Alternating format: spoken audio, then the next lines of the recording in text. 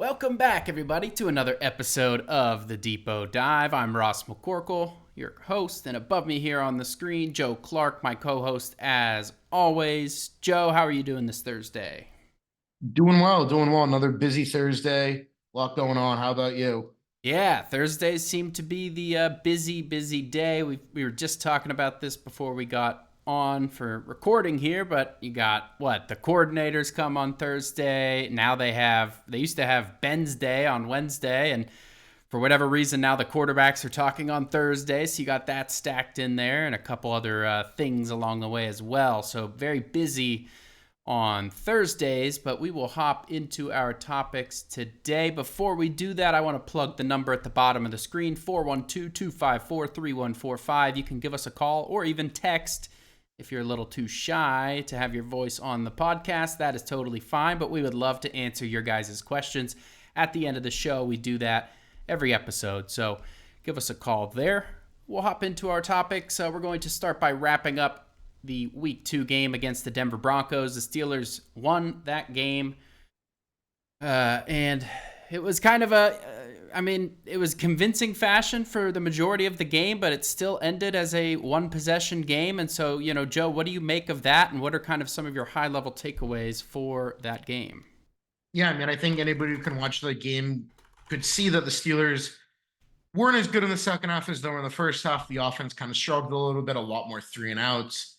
But all in all, pretty happy with the performance, more or less. Denver's a tough road environment. TJ Watt and Cameron Hayward talked before the game during the week about the elevation, and you saw some flashes out of Justin Fields. He made that great throw after the sack, or before he got sacked, the play before he got sacked on the red zone to Pat Freiermuth, and then he rebounded nicely from the sack to throw the touchdown pass to Darnell Washington. He would have had two first half touchdown passes if not for the offensive pass interference against Van Jefferson. That was a pick play that maybe correct call, probably incorrect call. Gene Steratore disagreed with him. Seemed like the defender initiated contact. So, maybe a little bit of a misleading stat line out of Fields. Nothing that he did really jumped off the page at you if you look just at the box score. But I thought there was definitely some growth from week 1 to week 2, and I think that's pretty important. And I was glad that we saw that. Going back to the Darnell Washington touchdown, really glad to see the Steelers get him involved in the red zone. That was something I think everybody kind of wanted to see last season and just didn't really happen. And they lined him up wide, got a mismatch, good throw by Fields, Washington touchdown. Maybe we'll see more of that this season. I hope we see more of that. Another fantastic performance by the defense. Dante Jackson was another standout. Through 2 weeks, he's been a really solid player for the Steelers, somebody that's definitely exceeded my expectations. And then Alex Highsmith got off to a quick start, had a pretty solid game. TJ Watt, another solid game. The whole front seven, I thought really was pretty impressive against Denver. And so while, things might not look good if you go back and you just look at the box score and looking back at the score, overall, a pretty good game by the Steelers. They limited Bo Nix like they should have.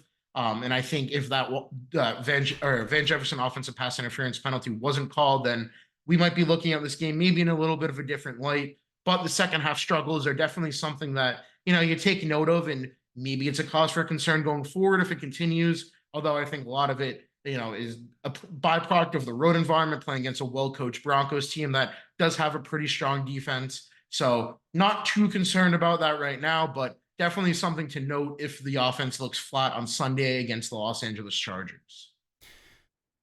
Yeah, a couple things. I think Bo Nix, the first week he had a hilariously low adjusted net yards per passing attempt of 0.95 against the Seattle Seahawks. Against the Steelers, he improved, but they still kept him to 3.81, which is still very low in the grand scheme of things there. So they did a good job limiting him, and especially when you consider he had that one trick play that kind of gave them a very, very temporary spark that Corey Trice Jr. quickly snuffed out before it could kind of catch fire. That was a huge momentum shift and something I wrote about as the turning point of the game earlier in the week. And so, yeah, I think, the defense did their job largely. And, if you take away that big trick play, there was really not that many chunk plays. I think there was one to Lil Jordan Humphrey shortly before that trick play that I think it was Beanie Bishop Jr. in coverage. So they found a little bit, but largely, they weren't able to get anything going. The defense did their job.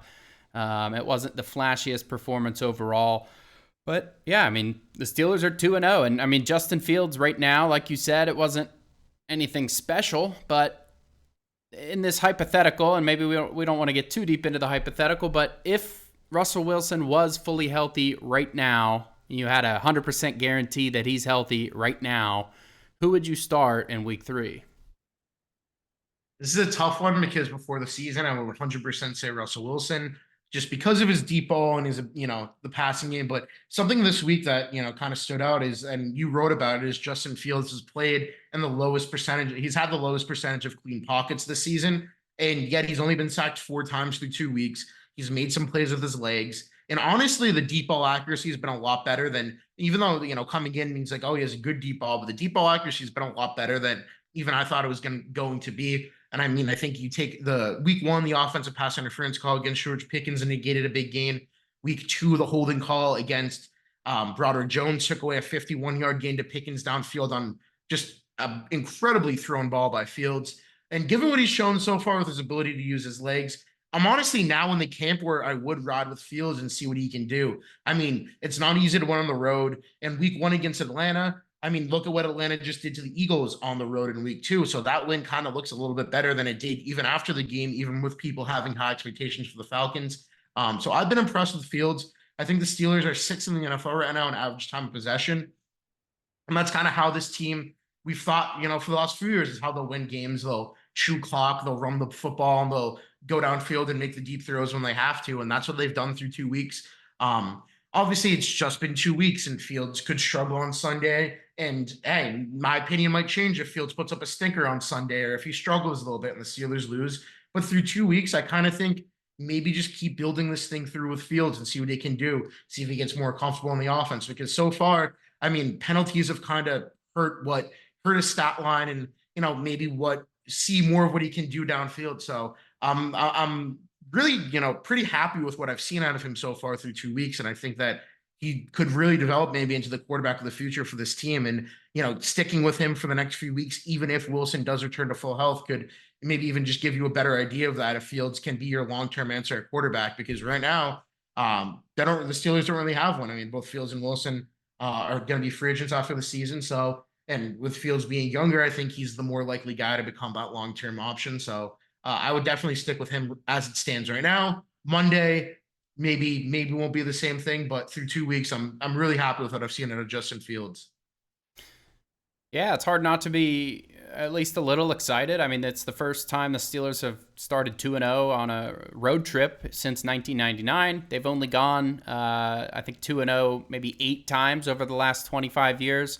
Out of those 8 times, they've only advanced to 3-0 on 3 different occasions. And so, certainly if he gets them to 3-0, because it does look very likely that Fields is starting this week, then it will be a more interesting conversation for us to have next week. I mean, if he gets them to 3-0, I mean, you think most of that time that I was just talking about, Ben Roethlisberger was the quarterback, and they only managed to get 3-0 just a few times. So very, very impressive. And yeah, I mean, Fields has had 107 yards and a touchdown basically robbed from him by penalties. One from a Broderick Jones hold. There was, a couple other penalties along the way, that pass interference that you talked about. And so his stats would look a lot better if, some of that stuff didn't happen, which is out of his control. And I know Mike Tomlin kind of talked about him challenging the offense to play cleaner. And so there's some of that like leadership stuff. But at the end of the day, the offensive linemen and stuff have to clean up their play. And honestly, we'll talk about Broderick Jones stuff a little bit later for our third topic, so I don't want to get too deep into that. But I kind of thought some of those penalties were not, the most egregious things ever. And I know Broderick's getting kind of killed for some of that this week in the media, but and to a certain extent, he deserves it. But I didn't think that the penalties were like the most egregious things. I've seen way worse that don't get called. So there's a degree of luck that goes into that as well. But I did want to circle back to one more thing. You mentioned Darnell Washington. I found it pretty interesting today. Chargers defensive coordinator Jesse Minter talked about Darnell Washington being a matchup problem. And it's kind of funny to think about it that way because last year he had 7 receptions for something like 62 yards or in that neighborhood. 0 touchdowns. And, he was pretty much thought of as essentially an extra offensive lineman.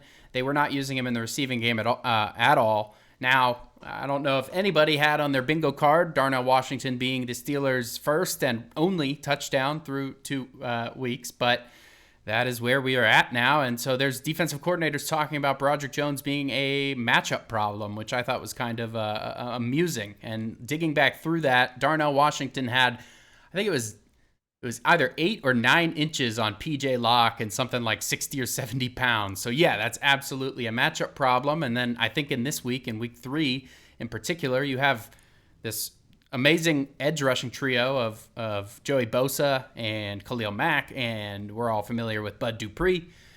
I think Washington's going to be, more of an issue for them, kind of figuring out where he's lining up to be a blocker, because he's going to be helping out a lot with the tackles and kind of containing that pass rush. So this is one of the top defenses in the league. They're number 1 in points against right now. I think they're allowing 6.5 points against.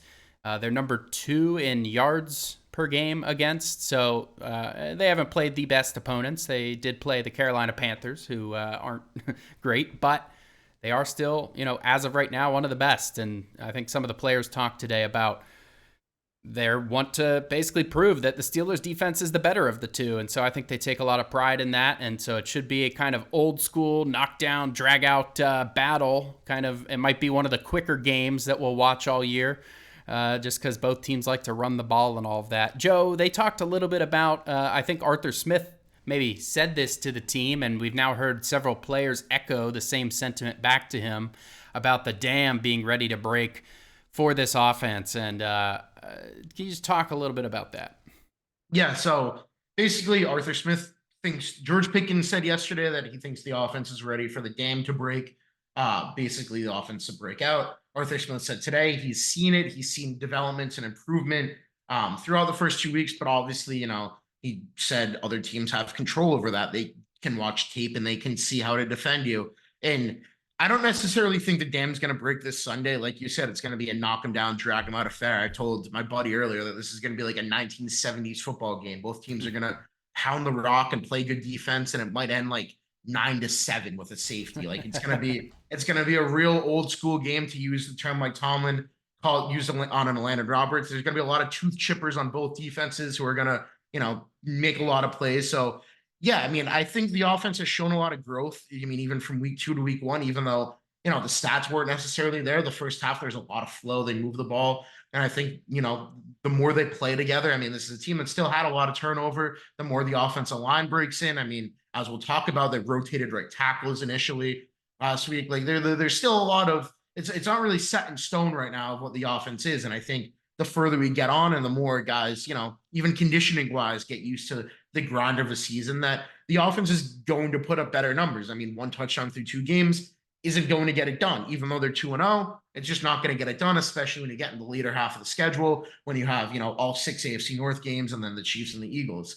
So it's going to happen. I just don't think this is the week that it will happen, just given the way that the Chargers play. They play a very similar offensive side of the Steelers now with Gus Edwards and J.K. Dobbins. They want to pound the rock, even though they have Justin Herbert and control the clock, and the Steelers are going to want to do the same thing. So this week, I think it's going to be about the defense. Now we get week 4 against the Indianapolis Colts, who are going to be without their best defensive player in DeForest Buckner, and the team that struggled in week 2 against the Packers, even offensively, after they hung with the Texans in week 1, and Anthony Richardson looked really good, but a step back in week 2. So now week 4, with Isaac Seumalo potentially turning the offensive line, that's the week I kind of have circled where I want to see a 25 plus point game out of the Steelers offense, 2 or 3 touchdowns, something like that. And once we see that, then we can kind of say, okay, this is where the dam broke. This is where the offense kind of has shown themselves that they can be a pretty solid unit. Against the Chargers, if it happens, hey, that would be great. I just don't foresee it happening given the way both teams are going to play. But like Smith said, there's the developments that you saw Justin Fields made a lot of really good throws that were taken back because of penalty. If you clean some of the little things up, then the offense looks a lot better through 2 weeks. And I think they're going to work to clean the little things up. They brought referees to practice all week this week to kind of work on the penalty issues. So I think once that happens, then we'll see a much better version of this offense. And I'm excited for that.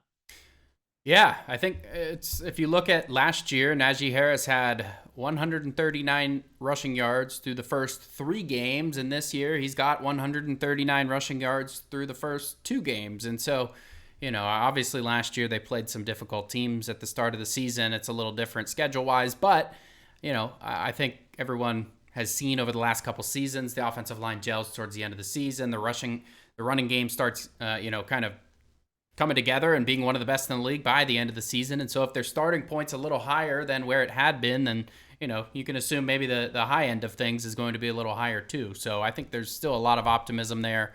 But certainly they need to get things together sooner rather than later. And yeah, the Chargers probably won't be the week to get that done. So we'll move into our injury report here. Joe, if you want to take that away for the Steelers side of things. Yeah, so for Pittsburgh today, Isaac Seumalo expectedly did not practice. Cameron Hayward got a rest day. Michael Pruitt did not practice for the second day in a row with a knee injury. That's kind of the one to watch, I think, this week, given that, the Steelers have played all 4 tight ends this season. So if Pruitt can't go, game plan's going to adjust a little bit. Russell Wilson limited with his calf. As you said, Justin Fields slated to start this week. Wilson probably won't be ready, and that's kind of something we knew. Even ahead of last week, Jerry Dulac reported the Steelers were preparing to play Fields the next 2 weeks. And so I think next week is where things might get a little bit interesting with Wilson. On the Russell Wilson now, because now the good news is Roman Wilson was full today after being limited yesterday. Although the same thing happened last week and he took a backslide on Friday and went back to limited. But it would be great news for the Steelers if they can get Roman Wilson active and in uniform. Najee Harris was rested yesterday. He practiced in full today. No concern there. TJ Watt and Larry Ogunjobi both limited with rest yesterday as well. And they went full today. So I think the only real injury concerns of somebody that, you wouldn't expect to have missed this game is Pruitt, who, while he's played a role for the Steelers and he played a lot week 1, wouldn't necessarily be the biggest loss. So on the injury front, pretty good news there. Now the Chargers is where things are a little bit interesting. So Joshua Palmer missed his second practice in a row. He's one of the team's top receivers, along with Quentin Johnston and Ladd McConkey. Justin Herbert did practice today after he was limited yesterday, but his ankle was pretty heavily taped.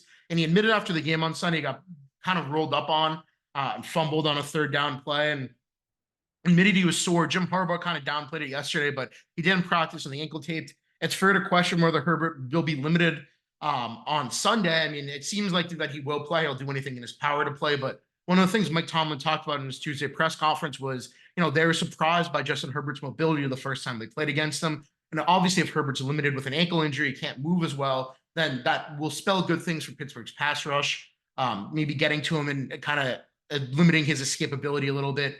Also not practicing were rookie linebacker Junior Colson and Bud Dupree. Dupree's dealing with an illness. He also missed practice yesterday, and Colson has missed practice both days with a hamstring injury. Joey Bosa was also limited with a hip, but he said he's going to be good to go. That shouldn't be any real concern. Safety Alohi Gilman limited with a knee injury. He missed the week 2 matchup, so that's going to be one to watch if he can't log a full practice tomorrow. And then tight end Hayden Hurst is limited with an ankle, and cornerback Jasir Taylor with a fibula. And Khalil Mack got a rest day yesterday, but practice in full today. So no concerns there. But Herbert's definitely the big name and one to circle there. And if his mobility is limited, that's obviously going to be good news for the Steelers. But it does seem like Herbert is on track to play on Sunday. That's what Harbaugh said yesterday. And given that he was able to go even in a limited capacity today, it is tracking for him to suit up against the Steelers. Yeah, and I don't think, nobody's going to argue that Justin Fields is a better quarterback currently than Justin Herbert, but hear me out. They have almost the exact same stat lines right now. Like, it is almost like the exact same. I think Herbert has 2 additional touchdowns, but you add an interception onto that, which Fields has no interceptions. But in terms of attempts, completions, yards, all that stuff, it is eerily similar between the two. And so that kind of tells you what this style of offense is for the Chargers. Herbert's certainly a capable quarterback to sling it around, but they're kind of preferring to play the more conservative approach. And so it will be interesting to see how Herbert does with that ankle. Again, I think, the pass rush getting after him, if he takes one wrong hit, he could be knocked out of the game. And who's their backup? Easton Stick, I think. Stick, yep. Yeah, so could be an interesting storyline to follow even throughout the game. We'll get more clarity on those statuses tomorrow. We'll see about Roman Wilson too. I think Jerry Dulac said yesterday in one of his Steelers chats something along the lines of, "Don't hold your breath about Roman Wilson contributing anytime soon." I don't know if I fully agree with that, to be honest with you, just because I think Mike Tomlin last week said he's really excited to get Roman Wilson back in the fold. And I think Roman is, starting to come back. And so, I don't think he's going to contribute this game. But, could he start to contribute next week or the week after that? I think that that's certainly possible. Dulac was thinking more of post-bye, which seems a little bit crazy to me. But we will see. Now we'll move into our third topic here, and this is kind of the big one of the week. This is obviously Broderick Jones struggling in the rotation on Sunday. It became apparent leading up to the game that Troy Fautanu was going to get the start, and then I think in the hours leading up to the game, there was a report that there was going to be a rotation, which is very odd. They don't usually do rotations like that, especially along the offensive line. It's just not something that there's much precedent for. When was the last time I think we determined it was like? I think it was 2013. Kelvin Beachum rotated in a little bit before eventually I think he took over that starting job, and maybe Jonathan Scott even further behind that. And that was what, 2010 maybe. Yeah. So this doesn't happen too often, and so kind of was curious to see how this would work out, and I think to nobody's surprise, it was a total disaster. Troy Fautanu played the first two drives. Broderick Jones came in for the third drive. It was actually a pretty good drive, if not for the 3 penalties that Broderick Jones committed. Talked about it a little bit earlier. The 2 holds, maybe weren't the most egregious things. He also had a false start. Either way, he did commit 3 penalties. One of them wiped out probably what would have been the play of the game, a 51-yard pass from Justin Fields to George Pickens down the field. Just a beautiful ball and kind of a deflating thing. I think that drive lasted something like 10 or 11 plays, but they were unable to get any. They didn't end up getting a field goal on that one, did they? No, they had a punt. Yeah, they had to punt. And so, anytime you're getting a 10-play drive, you're almost always at least getting a field goal out of it. They did not because of the penalties. And so Broderick Jones was taken out of the game. Mike Tomlin pulled him, and he was pretty blunt about it in his post-game press conference, saying, I think a reporter asked, were the penalties the reason why Broderick was taken out of the game? And Tomlin was basically like, yep, you got it. So that is where we are at with Broderick Jones. Tomlin said he wants to give him a chance to rebound, but Joe, where are you at with all of this? Some of the stuff he said after the game, too. Yeah, so I just don't really think you can kind of roll with the rotation right now. I think what is best for the Steelers, even if they do want to give Broderick Jones a chance to rebound, I think you give him a chance to rebound by developing him as your left tackle. Dan Moore Jr. will be a free agent after the season, and he's been impressive through 2 games. I know he's, Pittsburgh's favorite whipping boy, but he's been pretty solid. And if he keeps up this level of play, he's going to go get a lot of money somewhere else.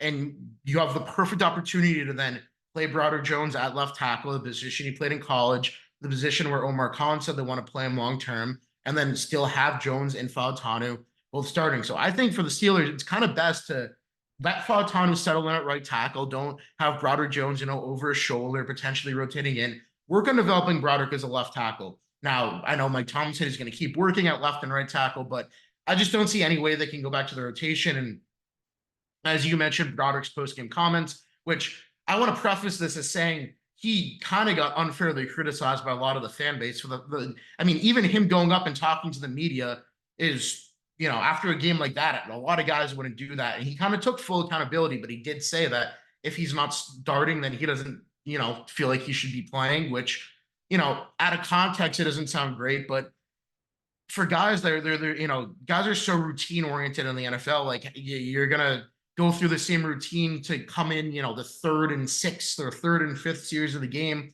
It just doesn't really make a whole lot of sense. And now I can see why the Steelers did it. They don't want to, kill Jones's confidence by benching him. They like what they have in Fautanu, and, they still want to keep developing Jones and getting him game reps. So in that sense, it makes sense. But in the sense, like, you don't really see teams effectively rotate offensive tackles, and it's not something the Steelers have done really all that often in the past. So kind of a random thing for them to do, and it failed. I don't think that they're going to do it again going forward, even If Jones will have a chance to rebound, then hey, he can work to earn his spot back. But at this point, you can't put Fautanu on the bench. I know Mark Cabali said earlier this week they're just waiting for Dan Moore Jr. to struggle. But at this point, I think it's a real, a fair thing to say. Dan Moore Jr., maybe he won't, completely struggle and be unplayable at any point. Like he's been solid through 2 games, and obviously the team likes him enough that he's still starting a left tackle despite drafting offensive tackles in back-to-back seasons. So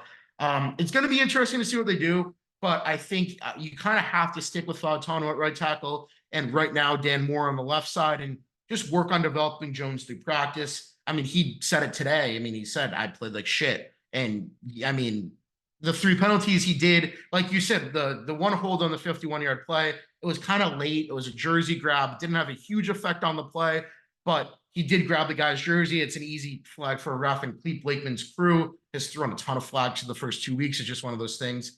They see it, they got to call it, but it was ticky tack, and worse things happen to TJ Watt on 99% of plays when he doesn't get a sack. But that's another story. But yeah, I mean, it's a weird situation for sure, but I think letting Jones sit and develop this season right now probably just makes the most sense given how that rotation was a disaster on Sunday. Really no other word for it. Yeah, I kind of like Dave's idea. We were talking about it in the chat. Put Broderick in there as a tackle eligible, and basically put him in there as a 6th offensive lineman in some of these 13 personnel packages when they're having 3 tight ends on the field, and they're pretty much just using the tight ends as extra offensive linemen anyways. It's a way to keep him involved, a way to let him bounce back and kind of get some confidence back in him. So I like that idea. I think I would like to see that happen, and that's a good way to. Tomlin said he wanted to let him rebound. That's a good way to let him do that without it happening behind the scenes in practice, where it might not be as meaningful as in a game. So we'll see how that plays out. I do agree that Broderick probably took a little too much heat. I think I give him a lot of credit for talking to the media, not once but twice, and actually a 3rd time today. I mean, he's been taking it head on. He talked to KDKA after the game, and then he went and talked to some of the guys in the locker room after the game as well. Some of the beat reporters passed those along. And so, yeah, I think I give him a lot of credit. He's been owning up to it. And I think mostly he's been, just trying to be a good teammate. Now, some of the words he said, does he need to be more careful with? Probably. But, it is what it is. I think he's just kind of being himself. And that's totally okay. Mike Tomlin said he doesn't take those things really seriously anyways, what players are saying after the games, especially in those emotional kind of environments. And so,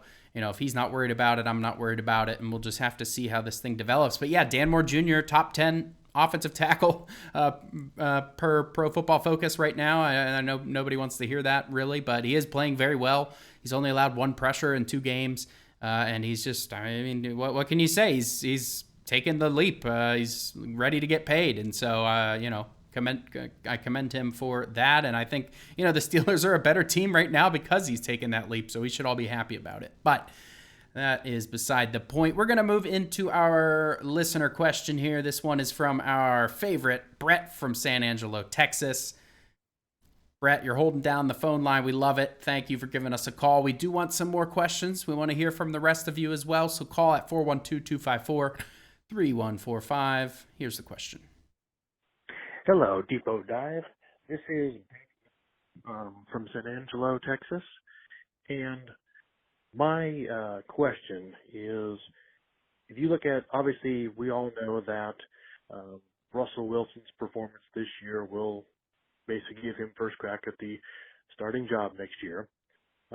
However, he also is in a one-year deal, and most of the time, players in a one-year deal end up going somewhere else, because if they don't play well, you don't want them back. If they play too well, oftentimes you can't afford them. So even if he plays well, there's still a chance he doesn't come back. And if all goes well, we'll have gotten our last extended look at Fields, because obviously if he plays a lot from now on, something went wrong. My question to you is, assuming that Russell Wilson moves on after this year, how comfortable would you be with Justin Fields as your quarterback option for 2025? Have you seen enough to make you comfortable with Fields? Or at the end of the year, if Wilson moves on, would you want to go into the draft or into free agency to solve that potential hole? Appreciate your thoughts. Thank you very much.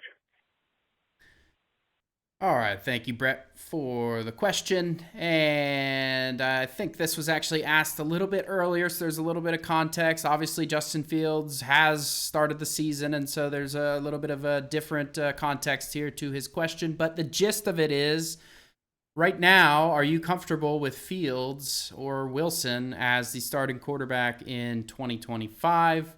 Joe, we talked a little bit about this, but do you think Fields has shown enough to be worth giving some kind of contract, or should the Steelers look elsewhere in the draft or free agency?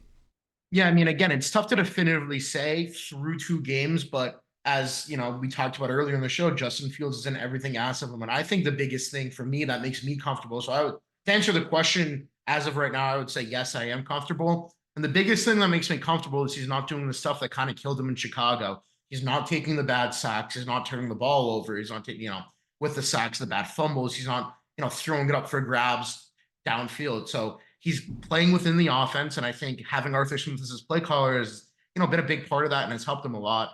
And he's playing smart football and playing within the offense. So as of right now, yeah, I am comfortable with Justin Fields going forward. I like how he can use his legs. He's one of the best runners in the league. This is now it was Jesse Minter said it today that he's a legitimate tailback back there last week. Sean Payton said that, the Broncos are treating him like a running back. It's not twice in a row. It's basically, hey, he's just as good as a runner as he is a passer. And even though his stats don't jump off the page at you, he's done what the Steelers have asked him to do, as the reference earlier, 6th in time of possession, and they're 2-0. So, yeah, I would, as of through 2 weeks, yeah, I'm comfortable with Justin Fields as the starter. Obviously, small sample size, but I'm hoping that I would stick to that prediction at the end of the season. Yeah, I guess I'm glad that we don't have to make any kind of, that the Steelers front office doesn't have to make any kind of decision off of just 2 games, because that is very tough. I would say right now, if this was the only data we were going to have, say Russell Wilson came back in and played, the rest of the season, and this is the only data we have on Fields for the whole season, it would be a very tough decision for me. I mean, it's at that point, Fields probably isn't going to command much money, so I would say yes. But you probably have to look at other options as well as Fields at that point, just because 1 touchdown, 2 games. I get some of the penalty context and all of that, and yes, he's limited his big mistakes, but has he taken a step forward with all the other stuff? I don't know, yet. So I'm kind of still on the fence, Brett. And I'm sure a lot of people kind of are at this point. But again, the Steelers are going to have way more data than what we're currently working with, and thank God for that. That is our whole show today. Thank you guys for tuning in. I'm Ross, that's Joe, and we will catch you guys next time.